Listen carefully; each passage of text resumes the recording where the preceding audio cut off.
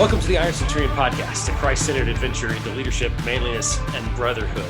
I am very excited because right around the corner is Veterans Day, and so this is a special episode where we're talking about the concept of veterans and the military, and in fact, we've got a veteran guest with us who happens to be a friend of Tim's. Tim, this is one of your buddies, right? Well, he's one of our mutual buddies, I would hope, by this point. That's true. But you did the introduction.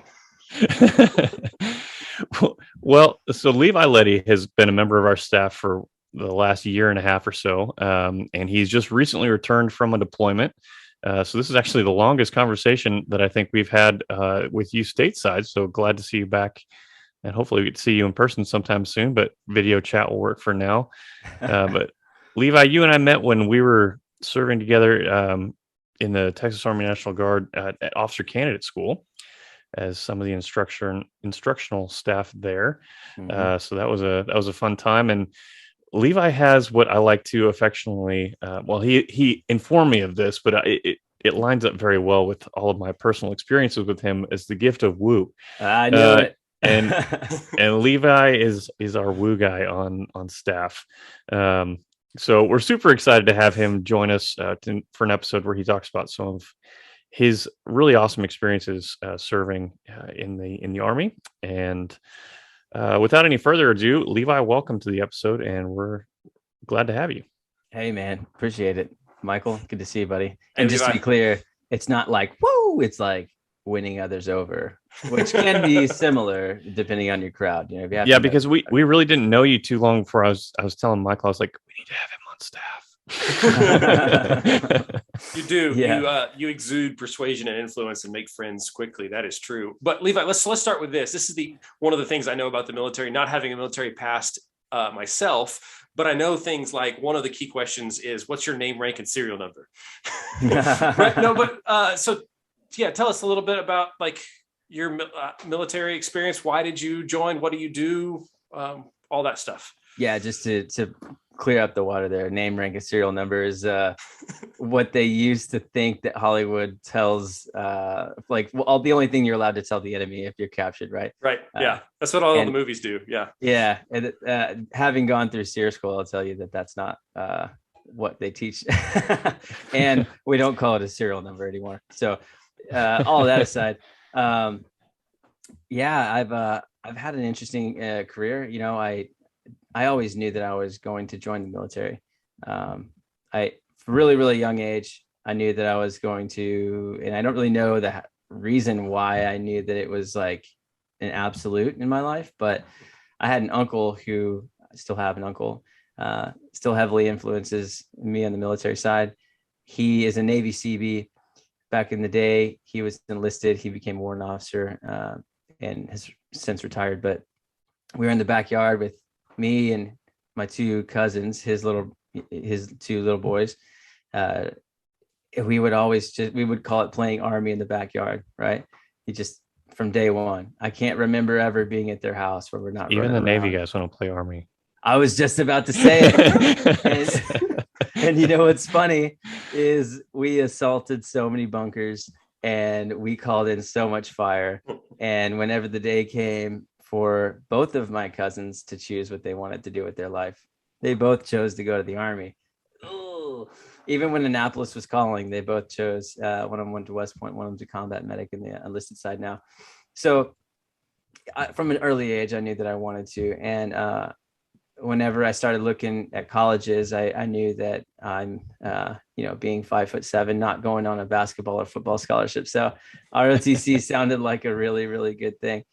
So I'd also like to point out the fact that your woo game is so strong. You broke like our staff hiring requirement of being over 6 foot. True. So that's it. Yeah. You were the only staff member that is not 6 foot. Yeah. So far. That was a life skill I had to teach myself. I'll say my sister has her doctorate. She's the smartest person I've ever known. My brother is like a massive giant, like huge dude, and went to West Point, got medical disqual after a couple of years. That was really sad, but he's like the hero of the family. So I had to be something, so I chose funny. And I guess Woo came with that.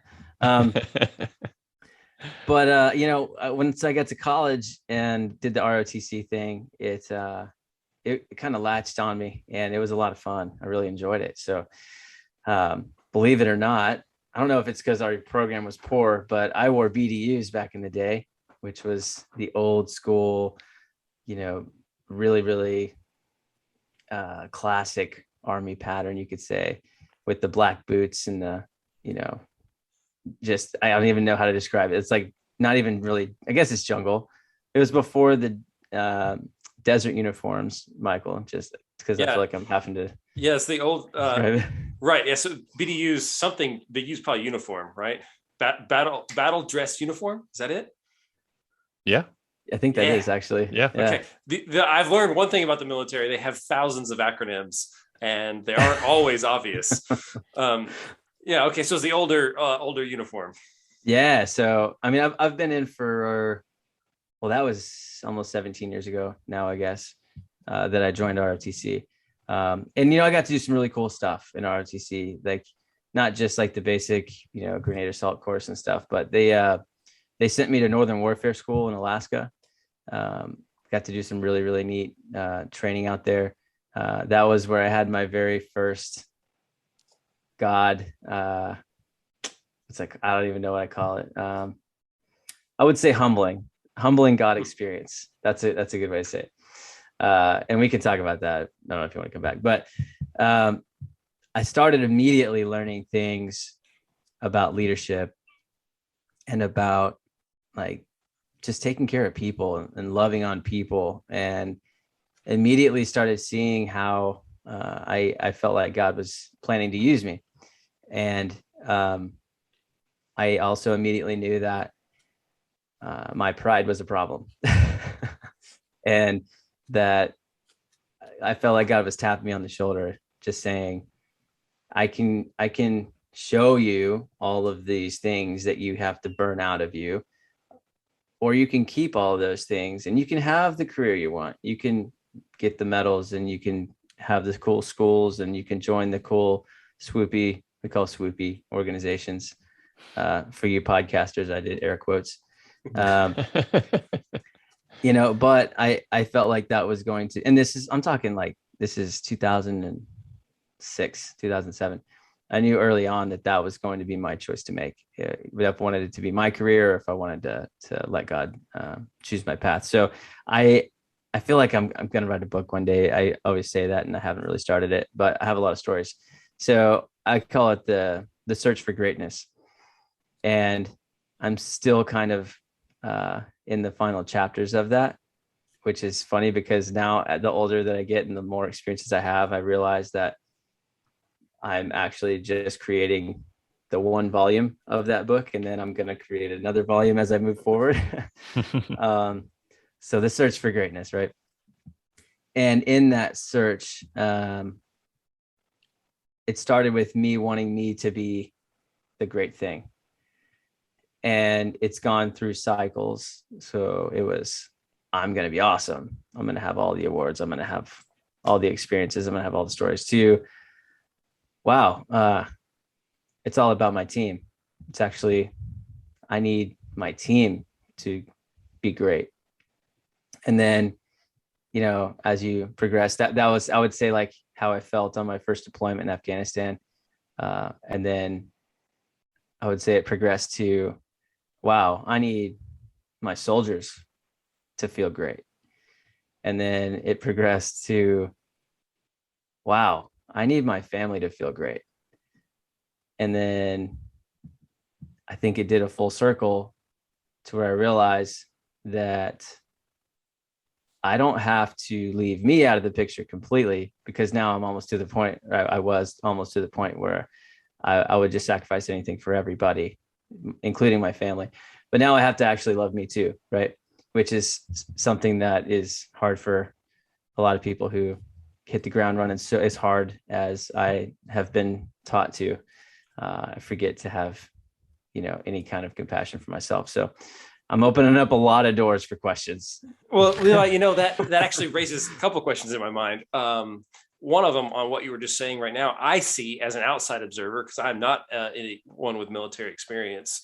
I haven't served in the military, but I've noticed a couple of things. It's even called serving in the military, joining the service, right? And this idea of serving. And so it seems to generally collect a group of people who are willing to put others ahead of themselves. That's at least the ideal that seems to be communicated. Would you say you've found that to be true, maybe in your own life or others that you have served with, that group seems to be the ones that are collected? I mean, absolutely. There is a propensity for the people that you're serving alongside with to have an element that doesn't exist in the civilian world. Now, I haven't really walked you through my track, but I did 8 years active, 8.5 about, and have transitioned out since, to explain the beard, have transitioned out since to the National Guard. I've been in the National Guard for a little over 3 years, I think, something like that.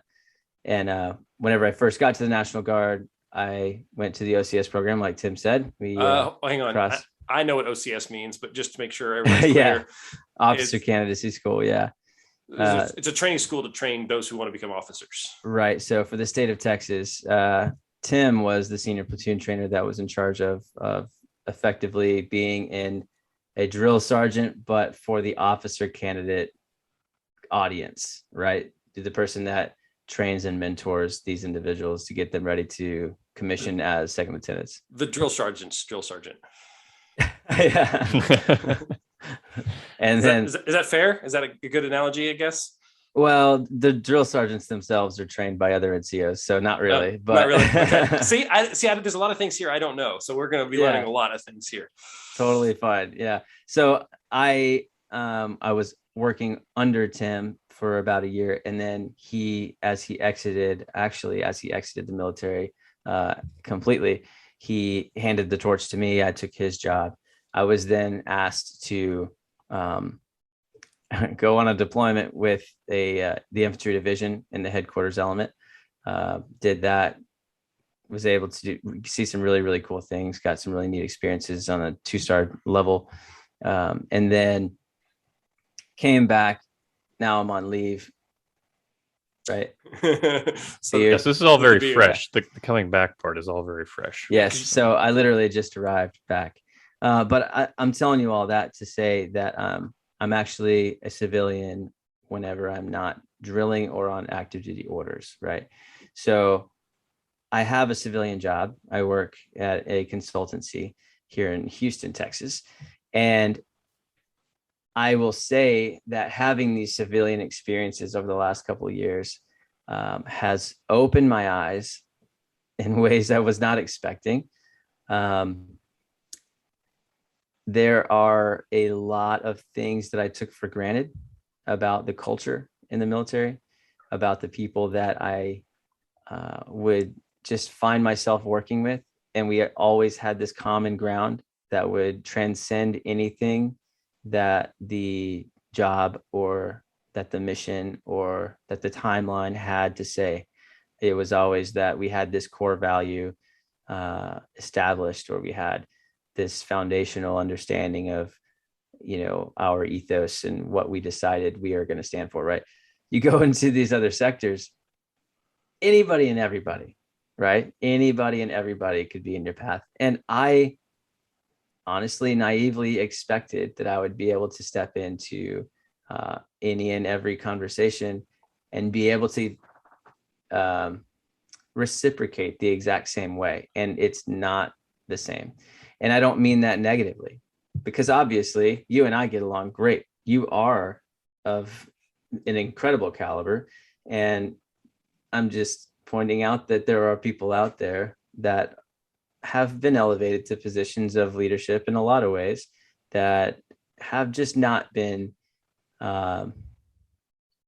they've not been through the same experiences with a like group of individuals. And when I say like group, I mean, that has nothing to do with any race, any gender, any sexual orientation, any of that, right? It's that you've experienced these things together and you're willing to serve next to these people. And all of the things that I see that frustrate me come back to, I assumed that everybody could see eye to eye as human beings, like we do in the military about a lot of things, right? And that is foundationally underlined by, the Uniform Code of Military Justice says by law, all of these things are expected. And if they're not met, then you can literally go to jail, right? So there's a lot of things. Shared set of values, a shared set of training. We've talked before on the podcast about how maybe college does it to a little bit, but one of the big places is in the military, where you go through a shared experience, whether that's boot camp or a deployment somewhere, that really forges people together in deep relationships that last a long time. Yeah, absolutely. It's actually really interesting you say that. What was it? 2 weeks ago, I got a call from a buddy of mine who I deployed to Afghanistan with in 2012. And he was a Blackhawk pilot, as was I, flying at the time. His name is Matt, and he has since moved to Dallas. Now, this is a perfect conversation for right now, because I also experienced something in the military that I took for granted, which was in the Army, you are told to move and you move. Everyone knows it. Everyone experiences it. Everyone does it on the drop of a dime if you have to, but usually you have a little bit of lead time rather.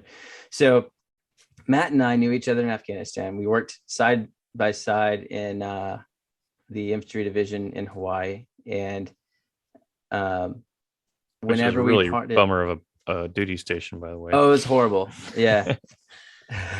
Just kidding. Obviously, I tell people that I was stationed there for 4.5 years, but I was really only there for about 2, because of all the other countries they had us going to. Yeah.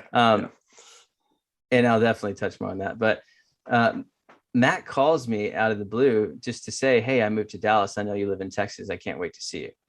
And we hadn't talked in a year and a half, right? Before that, I think it had been another at least year. Before that, it was easily 3. So there's just a deep common bond and brotherhood that lasts beyond geography and time. And I say brother and sisterhood, like regardless. Yeah. And I use brotherhood because that's an Ironcenturion term we throw around from time. But sure, it creates a tight bond. Yeah. And it's not even just like we were in Afghanistan together. It's that that if I'm not calling you to hang out, that doesn't mean that we're not friends, But in the civilian world, it's more difficult because people are neighbors and they think like, if this person isn't hanging out with me, then they don't want to hang out with me. And I'm like, no, dude, like I just am doing stuff. Right. So I get involved in the church here that I'm going to, and these guys I'm meeting are like very, very like emotionally attached almost to, why did you not call me back? I'm like, because I'm a grown man. Like, I don't know. Why are you so worried about me calling you back? And that's not fair really, to say across the board, obviously, but I've just noticed that I can call anybody that I've served with at any time. And I'll say 90% of the time, they'll either text you back or call you back at some point when it's good for them, and not say, what the heck? Why haven't I heard from you in 2 years? It's like straight back where you were. You just pick right up, So that's a really cool thing. But I was going to touch back on the Hawaii piece. So after flight school, I graduated 2010, went to flight school in Alabama for about almost 2 years. Got my dual engine instrument rating for the FAA rating, which is super expensive, and I feel bad that I never use it. But the cool thing was that I was never planning on being an aviator at all, like at all. My professor in military science out of Texas State pretty much just said like, "Nah, you're not going infantry. You're too smart for that. Take this test."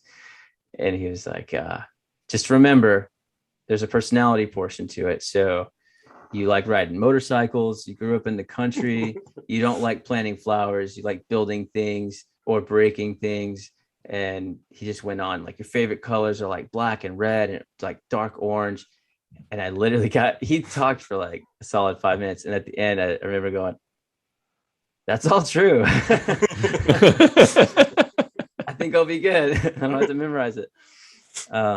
Okay, so I'm keeping track of states. Alaska was where you got sent for a portion of your military time for some training. Did you have to jump through a hole in the ice? I just want to know. Did they make you jump through a hole in the ice? I think if I made it that far in the training, they would have. Yes, we had a glacier phase. So I don't know. Do you want me to tell you all the places I've been and then come back to the Alaska story, or do you want to pause on Alaska? Let's go ahead and unpack some of the Alaska story. Go ahead. Okay. Go ahead. All right. So Alaska, I was what we call MS1 at the time, military science grade 1, which is as low as you can possibly be. You're not even anything yet. It's the acronym for newbie. Yeah. Right. I had, however, set the school's record for physical fitness tests. I scored a 367 on the extended scale, which technically you're only supposed to score like a 300.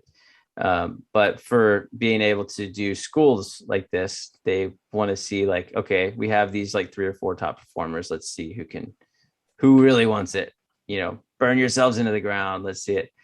And, so I did that, my grades were good and blah, blah, blah. So my professor in military science at the time, the same one who told me I needed to go fly helicopters, said, you know what? I have some MS4s who are seniors who can't go.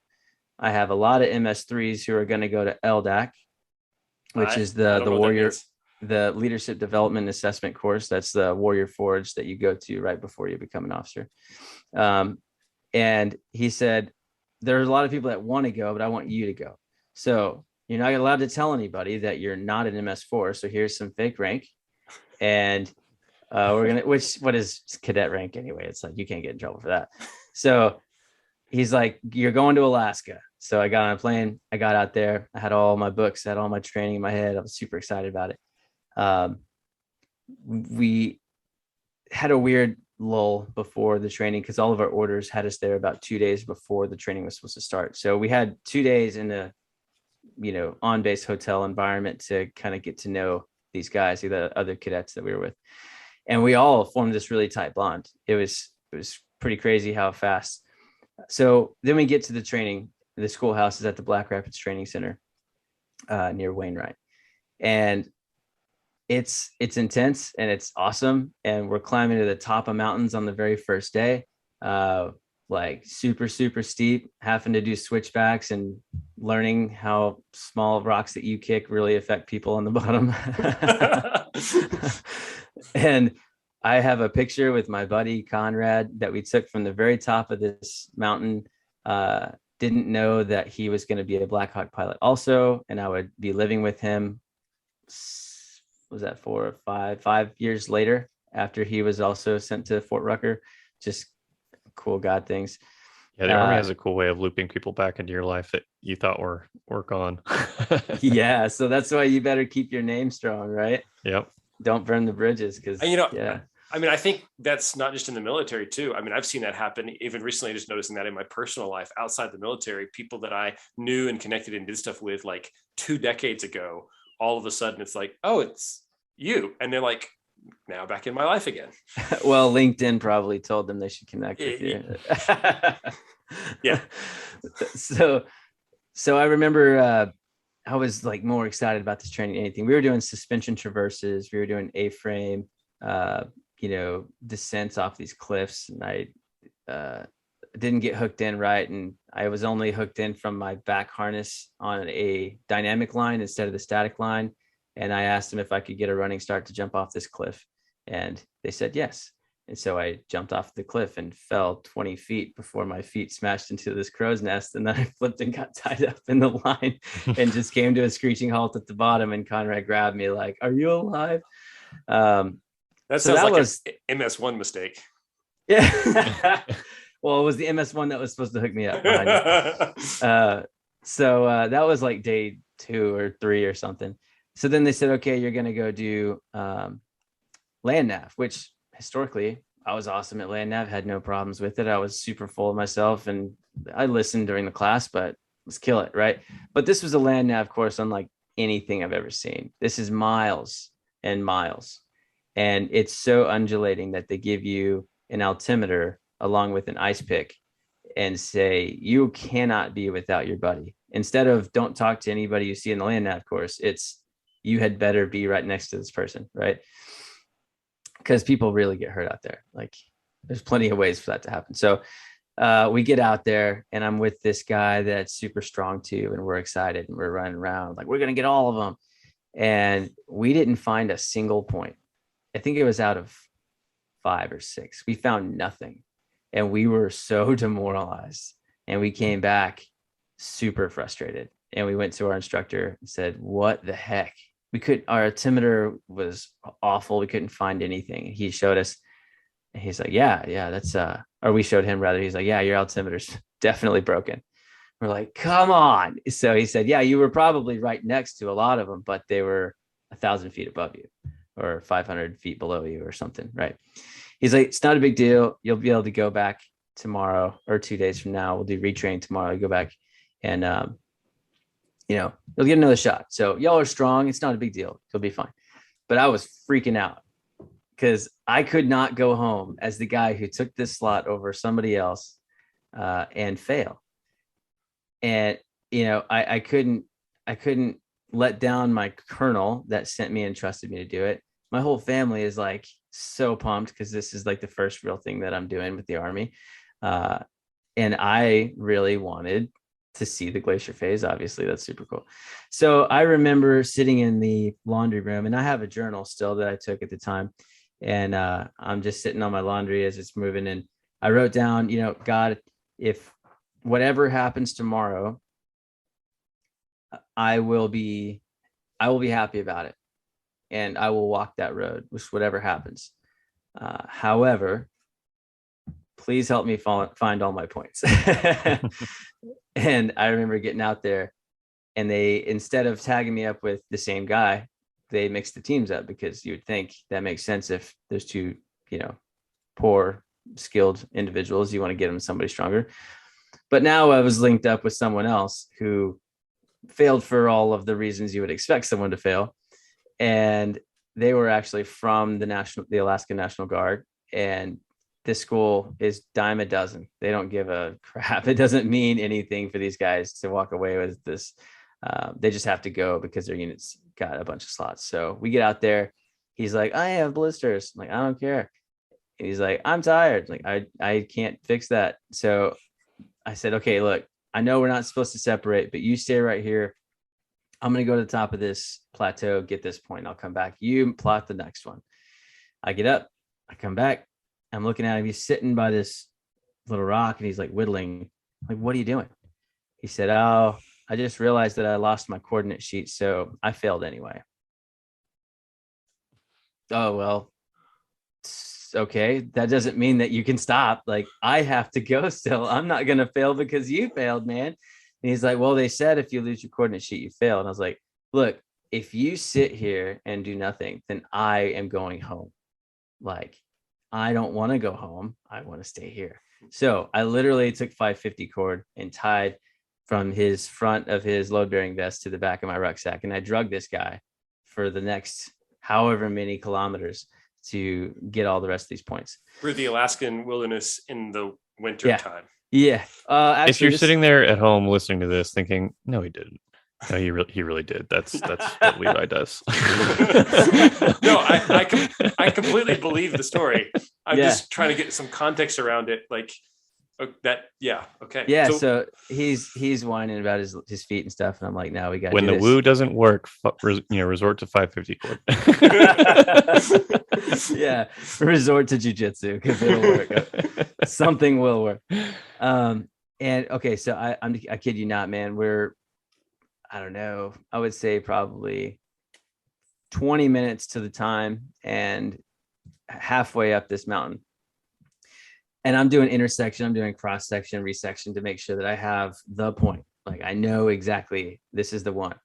And I think I found 5 out of the 6 or something, 4 out of the 6, something like that. And I'm like, all right, let's go. We have to get there. We get all the way to the bottom of the hill. We're just dying. And these instructors are looking at their watches like, really? You're going to cut it that close? All right. And I'm like, okay, look, I have to tell you. Right. I said, he didn't fail. He lost his coordinate sheet, but he was with me the whole time. Whenever I was, we were finding them together, like he shouldn't have to fail. And the instructor looks at mine and he goes, well, it doesn't matter if he failed or not because you failed too. Goes my head, right? And I was like, wait, what do you mean? I found all the points. I found all the points that I needed to find. And he said, yeah, no, you did. And I can tell that you actually were there, but you wrote the answer to line 3 on line 2 and line 2 on line 3. So although I know you found them, you didn't write them down correctly. So you're going to Texas. Whoa. Yeah. And then that happened. That wasn't an empty threat. That happened. So I'm walking. Yeah, right. So then I'm walking down the mountain like, wait a second. I was praying to find all my points and I found all my points. It's an answer to prayer. Yeah. And I told God that if this is what he wanted, then I would walk that path. So I don't even really have a choice on how I react to this situation because I already told him what I would do. But I have a lot of feelings like I don't want to walk down this mountain and just be this humble dude, right? I wanted to flip the buildings over, I wanted to put my ice pick through the Humvee window. And I just remember just soaking it up and walking back and thinking like, all right, this is what happens. This is where we are. And so I walked into the barracks and they were all like, yeah, he's back. All right. All the other cadets, right? They had us in our own little section. And I was like, yeah, I failed. And they're like, no, you didn't. All right, let's get loaded up. We got to get ready for bubble. And I was like, no, dude, like, I'm done. I'm going home. And they asked what happened. And I told them, and they flipped out. These guys had a riot. Literally, they took all their ice picks and they threw them in the middle of the room. And they said, if you're going to kick him out, you're going to kick all of us out. And how do you think the commandant's going to like that when all the cadets for the entire program, this entire cycle, quit your program because of the way that your cadre treated, blah, blah, blah. It was real. Like all the cadre came in. They were all yelling at each other. Everybody made a big deal. And I remember God being like, tap, tap, tap. Like, this is where you come in. This is why I gave you these relationships. This is why I gave you the time to talk to these people beforehand. This is why, and I forgot to say this earlier, but when I was sitting there writing in my journal the night before, one of the cadre members came in and started first class, and I have his name in my book, but he was retiring like the cycle after mine. So he's seen a lot, he's done a lot, and he was very, very heartfelt about all of it. He's like, look, trust me, you're gonna be fine. So whenever all of this happened, he also being a Christian dude was like, how are you going to respond to this? Right. And so I calmed the entire room. I told them exactly what was going to happen. Like, this is what's supposed to happen. This is the difference between a home getting blown up with women and children in it on an artillery strike versus a target being eliminated. This is the difference between having the ComSec correct in your aircraft and not spilling all of your information to the enemy and not, this is the difference between, and there's so many different examples, right? It's just not the one that you want to consider being your ticket home. So that's what happened. I came, skipping all of the cutting grass with scissors and, being the guy that wipes up after everybody for the next 6 days because they didn't have a vehicle to get me out of the mountains. That was kind of lame. Skipping all that, I came back and I had this perspective that I had never had before. And it was that I was actually sent there to fail.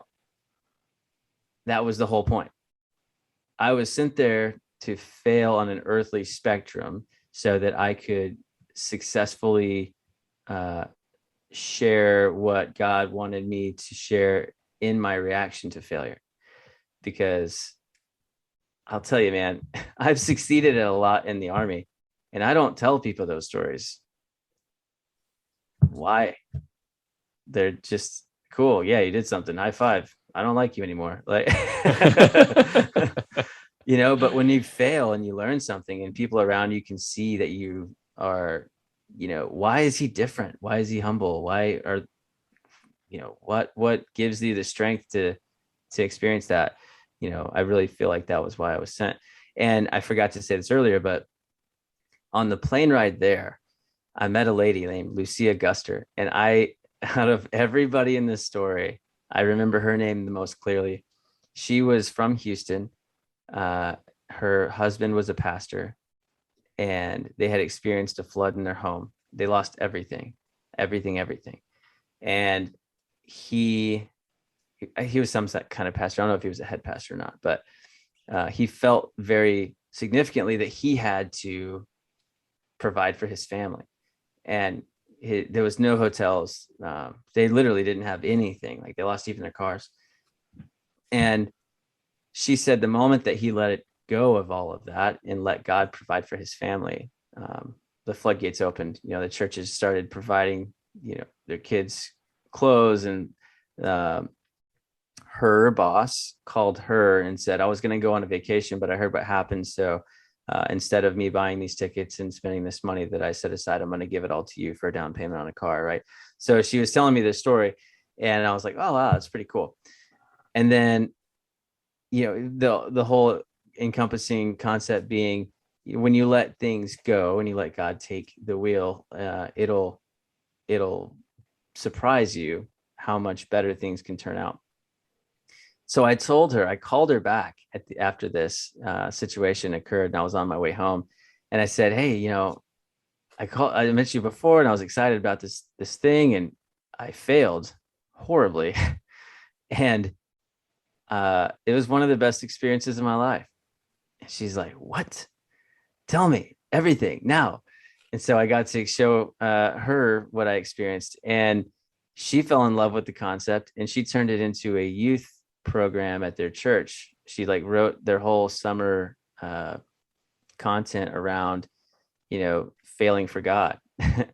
And she called me back a couple months later and said, all these kids want to meet you. They've heard about you. They've heard all these stories, the stories that I told you, that you told me. She said she relayed to them, and it's impacted them, and they want to meet you. So I was able to be on a phone call. I think I was in Hawaii at the time.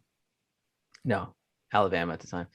Anyway, so it was amazing, right? So that one reaction, that one decision, walking down the mountain again, back to the barracks, impacted not just my life, not just the lives of the guys in the room, not just her life, these kids' lives, right? And so I took that and put it in my toolkit for sure for future experiences, and it's not really let me down.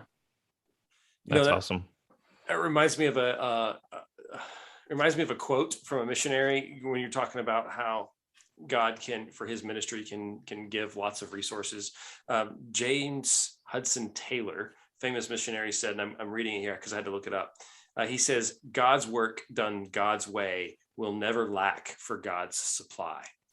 And it made me think of that. And also then your story in general makes me think of how we never know who we're influencing and how we're influencing them. And so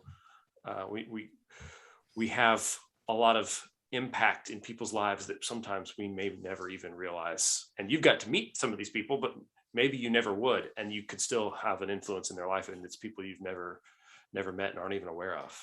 Yeah. And what's funny, I told you that I was there with Conrad, and was that again 5 years after that, we met back up at flight school, and he was telling everybody about me before I showed up in his class, which was 3 classes ahead of mine.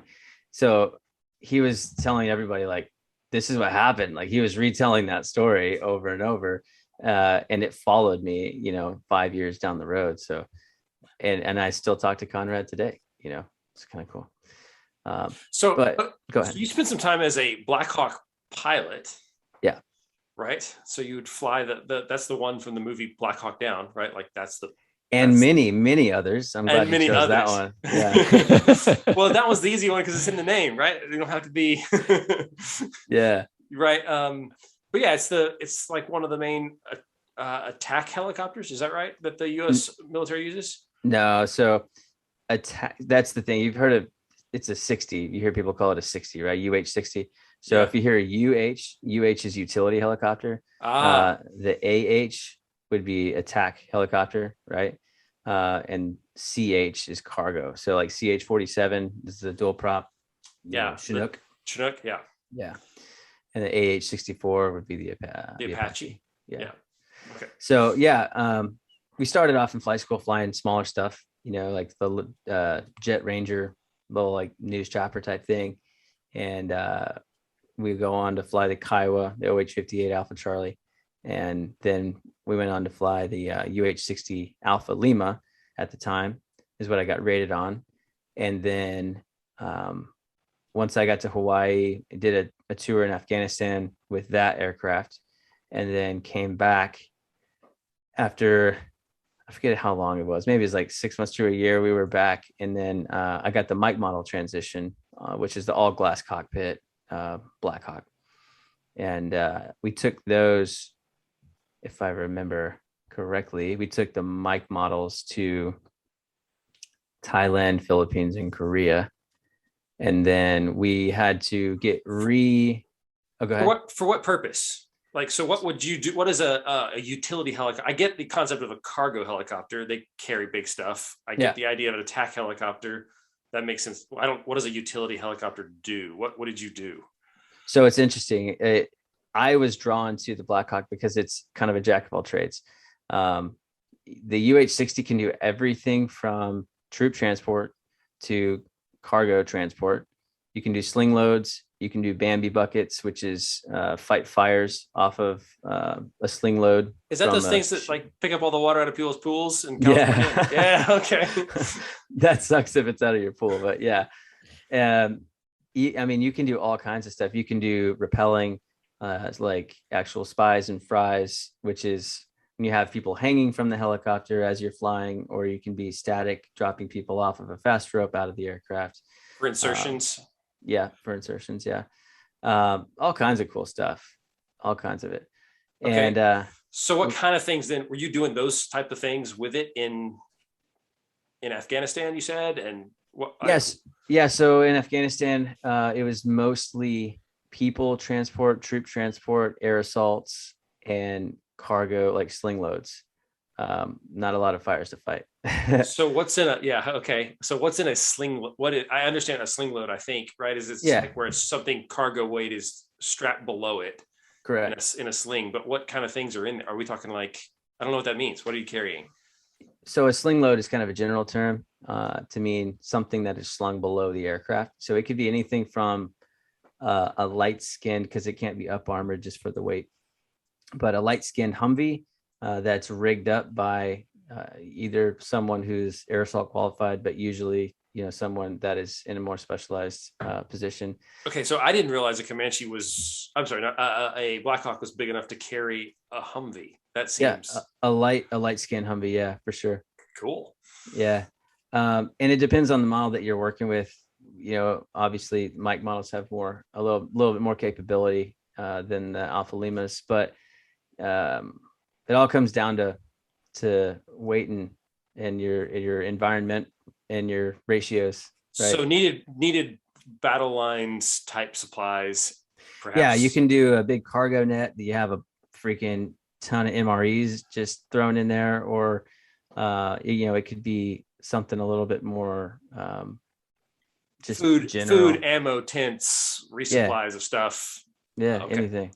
All right. So that's what you call sling loads. And past that, we can attach extended range fuel tanks to the aircraft.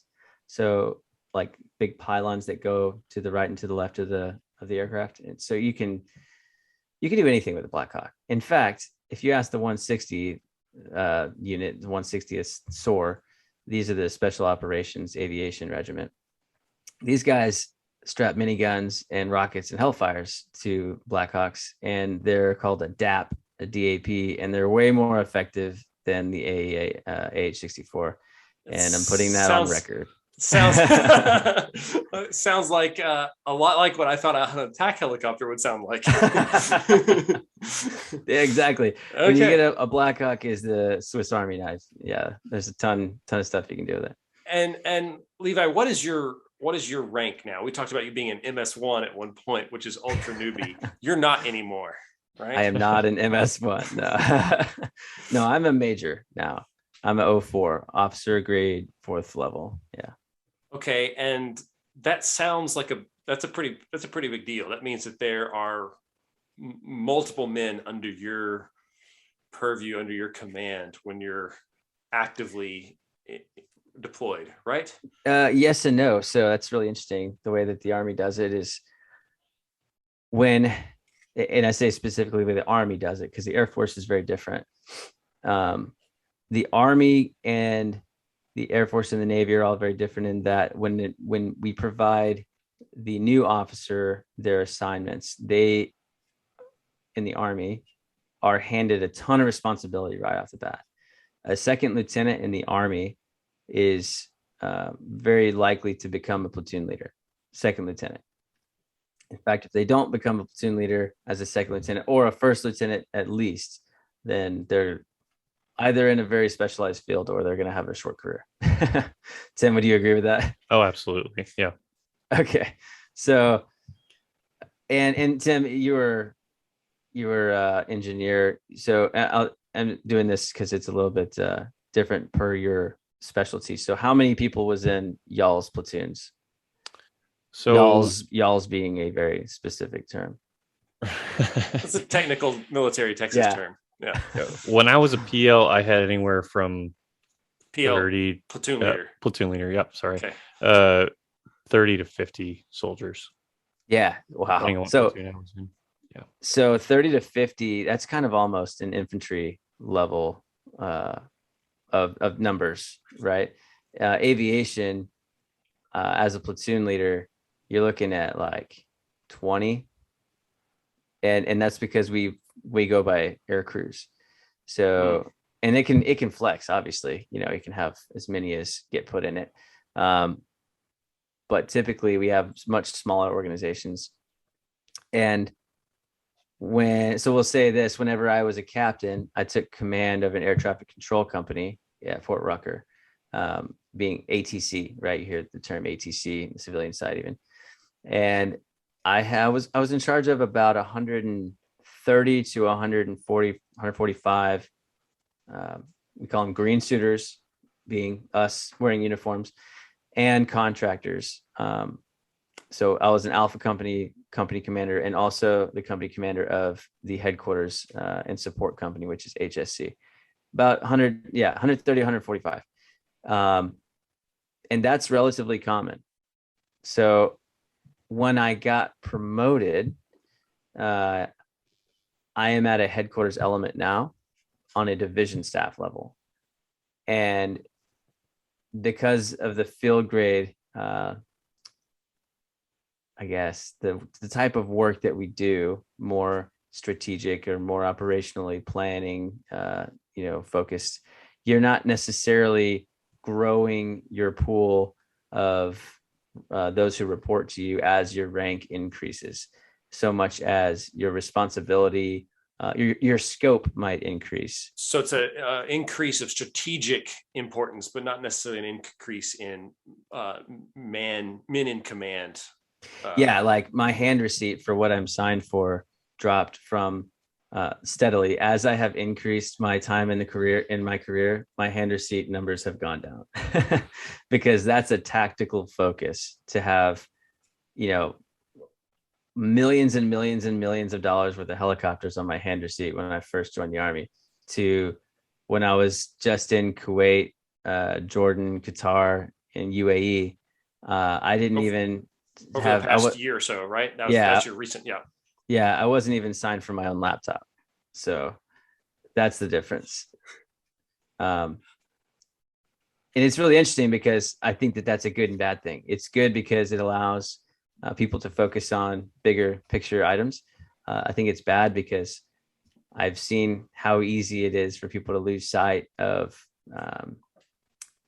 small things matter, right? And the more big picture that you get without any kind of focus on making sure that the small things are done right, it's easy for people to lose their sense of grounding of their military foundation. Does that make sense?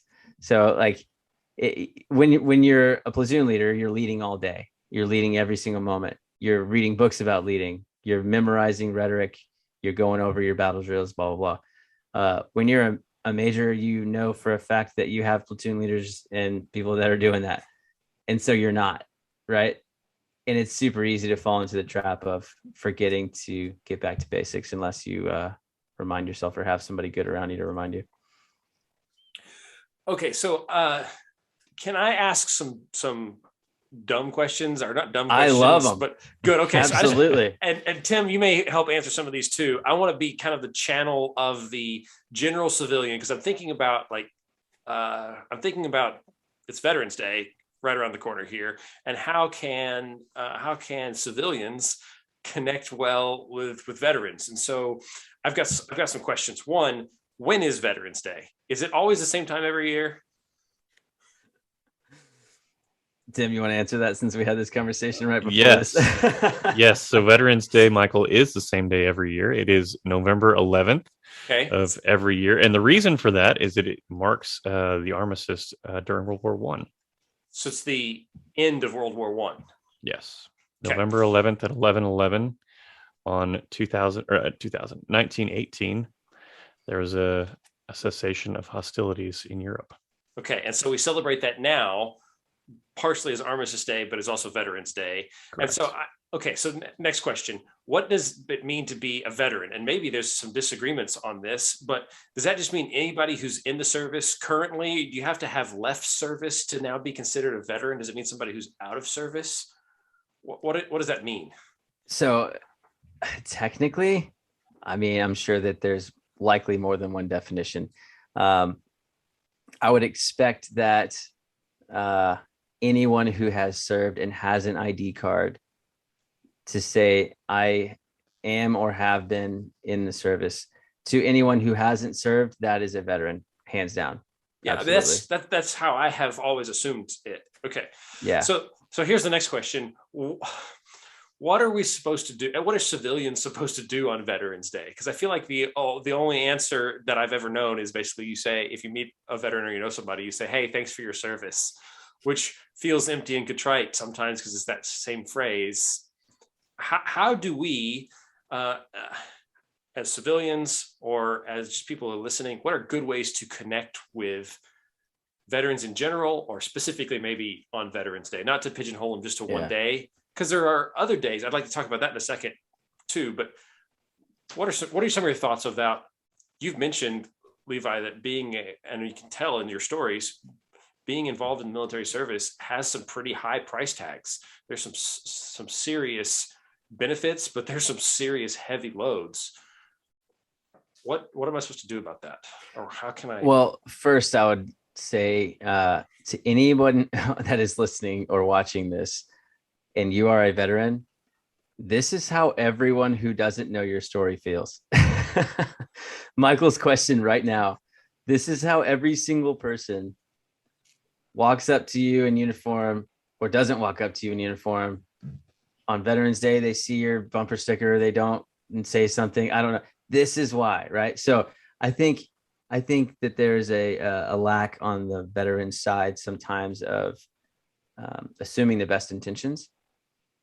And I think that there's a lack of empathy for the fact that you just laid out. You want to say something, you want to show that you're appreciative, but does it feel hollow? Do you get mad when I say thank you for your service? Do you want me to call you out in public? Do you not want me to call you out? Do you want me to just slide a 50 underneath your plate and walk away? Like, first, no, don't just throw money at people.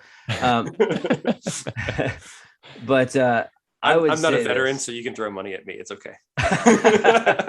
Thank you for your service. I would say this. I would say I react accordingly to what I think people mean. Right. So when someone walks up to me, whether they have their kid or whatever, and they say, "Thank you for your service. We want to pay for your food at Olive Garden," or whatever. If they do that, I am going to show extreme appreciation back, right? If they don't pay for anything and they still say, all they say is like, "Thank you." I've seen people, I'm getting like, this is a longer answer than you expected, because I've seen veterans get frustrated because someone says, "Oh, thank you for your service." And they respond with something like, "Okay." I'm like, dude, why would you be that guy? Why would you blow off the fact that they went out of their way to appreciate you? Right. So, but I mean, by the same token too, not all military service experiences are easy, positive ones, right? There are ones whose experiences are purely negative by the nature of the job that they've been asked to do. Mm-hmm. Right. Yeah. I would also, I will say, I've had plenty of negative, and you are always going to find the negative. That is without looking, right? It's the people who can find the positive and still acknowledge the negative, but not dwell on the negative, right? That's what I've tried to do. And I know that not everybody leaves the military with that perspective, right? But sure. I think that you walking up to someone and saying, "Thank you for your service," is 100% acceptable and should never be downplayed or make you feel embarrassed to do so. Well, I mean, because that's the burden that I feel, and I think others may feel it too. I feel a level of responsibility. Anybody who's served in the military, I don't feel responsible that they joined, but I do feel responsible for the orders that they were given, because in an effect, those orders are ultimately flowing from choices that I made too, in the way I voted, who I voted for. Congress and president send people to war. They make those, and we've been in a state of, the U.S. has been at war for a very long time, most of like 20 years. It's been active, right? And so there's a lot of things that I bear a level of responsibility for. And so a small portion, Levi, Tim, work that you've done has been because of choices that I maybe have made, or at least you are defending freedoms potentially that I get to benefit from. So I feel some level, and I think others do too, some level of responsibility. And I hope that I think people should feel some level of responsibility, but it's weird to how do I connect my actual responsibility to what you actually did, Levi? It's hard. It's a really long trail and it's a very thin one. Well, let me say, I think that you're very likely a unicorn, Michael, because I don't know of anyone else who thinks I voted this way and that sent you to Afghanistan. Although it might have a shred of truth. I don't know of any military service members who think, "Wait, you voted for who? Oh, you're the reason." Well, I just mean the military works at the behest of the, right? And like, but we also live in a republic, not a democracy, but that's a whole nother conversation. So, but there are elements where I have involvement in how those decisions get made. Right? Let me try to steer this back to a different direction if I can. One of the things that I think would be helpful is just the power of story, right? So we've been sitting here listening to Levi tell stories. If you know a veteran, take time to listen to their stories. It's actually something that I like to take part of in Veterans Day every year. And one of the things that I do is I work in a workplace where we hire a lot of veterans. I work with a lot of people that served in the military. Up until just recently, we had a man in our group that served in Vietnam, all the way through the current conflicts in Iraq and Afghanistan are some of the coworkers that I share an office with. So what I would do and continue to do this day is I always bring in donuts just for those guys. Some days we bring in donuts for everybody in the shop, but on Veterans Day, I'm specific about bringing in donuts just for those guys that served. And then we go out to lunch at a place called Charlie's, which is a really terrible cheesesteaks, fast food. But the you can reason find we it go, at every single base, right, across and the it's just one planet, of these man. like funny, like military service connected places that we just go there and we talk about what happened, and we do that every year. And it's just a fun way to just connect. And, we've got guys in the Air Force and the Navy and the Marine Corps. And, I represent the Army side of things in my workplace. But, regardless of what branch of service those guys were in, we can still have common bonds over the stories. So that's one thing, even as a civilian, that I could say you could do is just, especially for guys, personally. I'm not saying go out and do this for every person you see wearing a uniform, but for men and women that on that level, take some time out and just be intentional about taking them to lunch or asking them that day about, asking them to tell you a story. Yeah, and I will caveat with that. I really like that, Tim. I'll caveat that if you are really interested in who the person is as a person, getting to hear about something that they're very proud of will open that door. And very likely will also lead through a hallway to another door of how that affected their family, or how, the other things that they've sacrificed to get where they are, or why they got out, if they did get out, or did they get hurt, or did they just feel like, God was leading them somewhere else, or whatever. And then you'll build a connection, and you can maybe do life together a little bit more different than you were in the workplace, as opposed to, just considering each other just that guy who did stuff. Then it's like, oh, this guy actually cares. And when somebody cares, you reciprocate, right? That's helpful, because another thing that I've been curious about, and I think it should probably be a conversation for another time, but I have been curious too, how to understand well and relate to the post-traumatic stress that some have, and it comes with back from the battlefield. They are the surrogate on my behalf in some ways, and so they have that burden. And how do we respond to it well? But so I'm hearing you now, even just saying, listening to story and showing that you care are good steps in the right direction. Yeah, and I would say super surface level answer to that. PTSD is extremely broad in its affliction, in its symptoms, in its impacts, right? And PTSD is not the only thing that lasts either, right? Anxiety disorders are completely different, but very much real. Anger issues, and all of these things. Physical wounds, right? Yeah, so the physical ones are pretty obvious. That makes sense, right? You hurt yourself, cool. But it's all the stuff in the head that people are like, wait, that person's not 100% disabled. Why do you have a handicap parking spot? And people, you have something to say about it, when really it's like you haven't heard anything about their life. You have no idea what's going on in their head. You have no idea the things they've seen, So yeah, listen to them. Just ask questions. Care. Can I ask another interesting question? Because I know we have what feels like 2 military holidays in the U.S. every year. We have Veterans Day, and then we have Memorial Day. And those seem to be basically the same, I think, to a lot of people. But they're very different, right? And I'm under the impression that those who are in the military know the difference and see them differently. And so if I treat them the same, it's kind of confusing, because they're not the same, right? Yeah, no, not at all. I completely understand that perspective of it, but I'll say just this last year, we had Veterans Day when I was in Kuwait, and then we had Memorial Day when I was in Kuwait.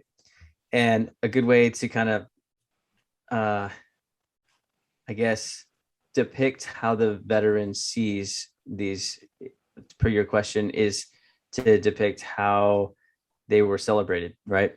Yeah. So when the MWR, which is the Morale, Welfare, and Recreation Organization, set up for the Veterans Day event, it was food and music and like outdoor festival type thing, right? It was, very lively. It was well organized, but very much just come hang out, enjoy yourself. So a celebratory party kind of feel. Yeah.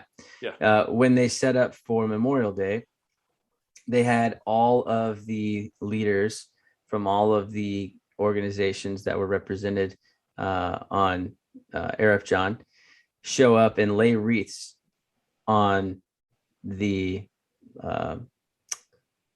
in this specific location that, you know, depicted kind of a memorial site. And it was very somber, and it was very controlled, and it was very professional and meaningful, with moments of silence, and a lot of people, you can tell, were remembering people that they've lost, friends and family members.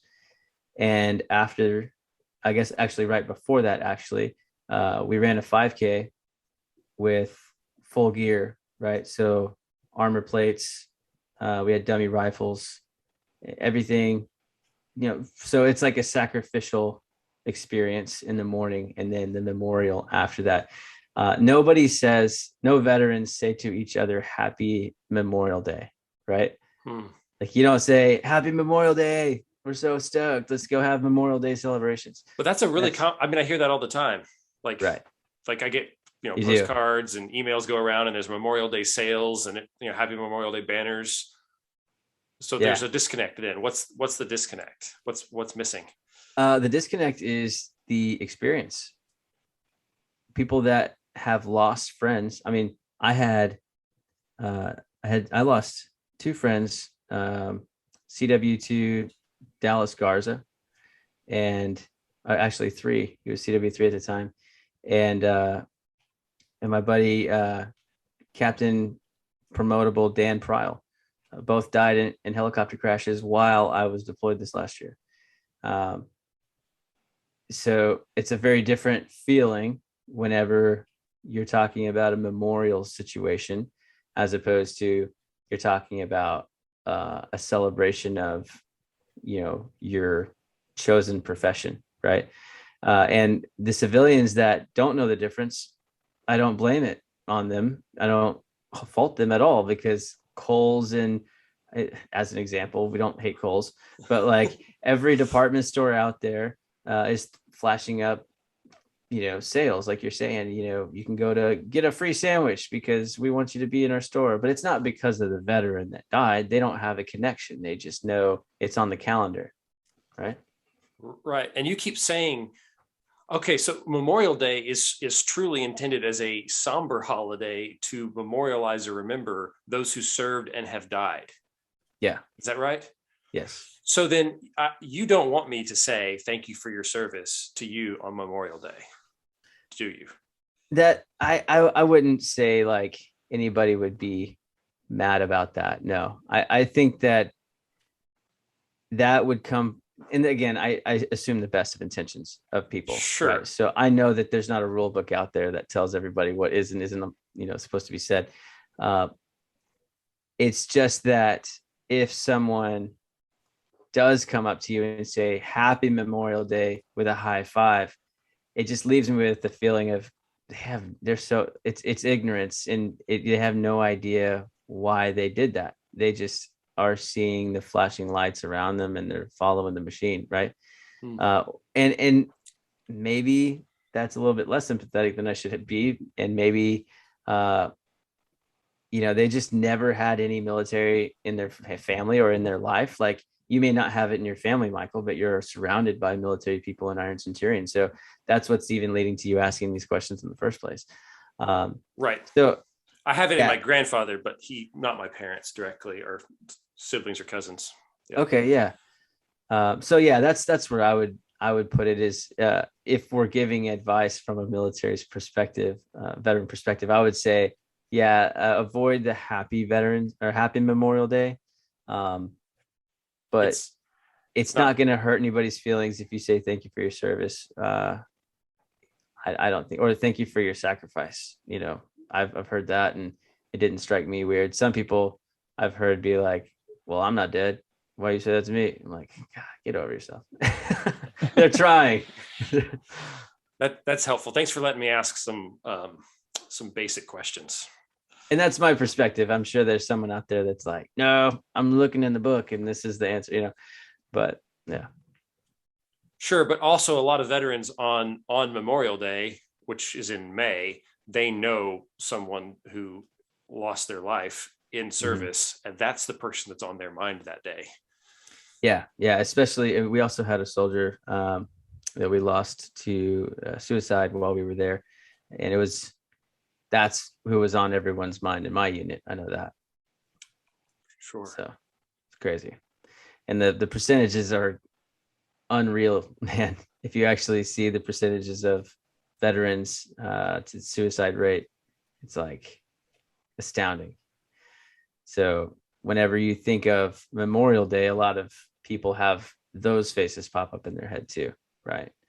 Of friends that maybe didn't die in combat. So whenever you're talking to, this is just a private or a specialist or maybe even a lieutenant or a sergeant in a major in the National Guard. Oh, they've never deployed. They haven't seen combat. Memorial Day is not really a thing for them. I've kind of seen that perspective before. But I'm telling you, you don't have to be deployed to a combat zone to lose people. So, well, I know this question, I guess, made us take a little bit of a heavy tone, but some of this stuff is heavy stuff. And yeah. And I think we want to love deeply those around us, and whether we're in the military or not, this is a place for us to recognize the weight and the struggles that everybody around us may have, and to love and care for them deeply. And so thank you. Well, this is you following first by asking these questions. This is allowing you to learn and step out into the space to more efficiently and effectively as you move forward, communicating with veterans at these times. So that's good on you. I appreciate it. Thank you. This is helpful. Well, Levi, we want to thank you. I know we could talk for several more hours, and we have on long rock marches and told stories with one another. But thanks for coming in and sharing with us. We're glad to, first of all, have you back in the States. Glad to see your face again. Absolutely. And thanks for sharing your time with us this evening. Yeah, man. I really appreciate y'all having me on, both of you. And as we continue to do these podcasts, I am very excited to continue to listen in to all of the stories. I got to hear Michael's. I'll plug shamelessly. Yeah, Michael, you are a champion, man. When I heard all of the details, I knew about the river trip, but that was unreal. And I hear that there's one about Tim coming up, so I'm excited. Yeah, there is. Levi, I just heard about that one too, so I'm excited to hear it. Levi, thanks for joining us this evening. I think we'll have you back in the future. And for those of you listening in, I know some of you listening, you've got military experience or family who does, or maybe you're a civilian who doesn't have that experience, but you've got thoughts or comments or know somebody. We want this to be a somewhat of an engaging dialogue too. So you can send us an email at podcast@ironcenturion.org. You can connect with us on Facebook or Instagram and tell your story or ask questions or just talk about things relating to this episode, or maybe there's some things you'd like to hear us make an episode about and talk about. And so we'd love to have you engage with us. But right now, thanks for joining us on the Ironcenturion Podcast, a Christ-centered adventure into leadership, manliness, and brotherhood. See you next time. Thank you for listening to the Ironcenturion Podcast. We're thankful for the support of listeners like you who support this podcast through donations. If you'd like to be a part of our support team, please visit ironcenturion.org/donate. For more information on what it means to be a leader for Christ or how you can get involved, check out ironcenturion.org.